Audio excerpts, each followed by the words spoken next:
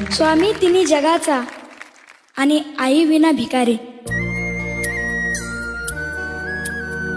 आई आपल्या बाळाला जन्म देते, बोलायला शिकवते, चालायला शिकवते.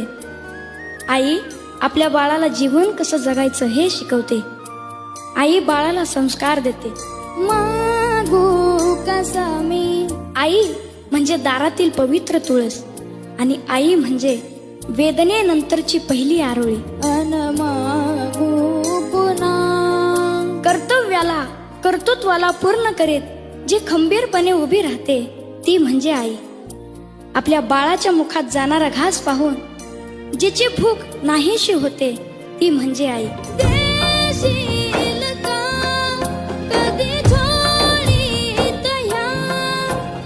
शेवटचं वाक्य सांगतो. आयुष्यात जी आपल्या बरोबर असताना तिची किंमत कधी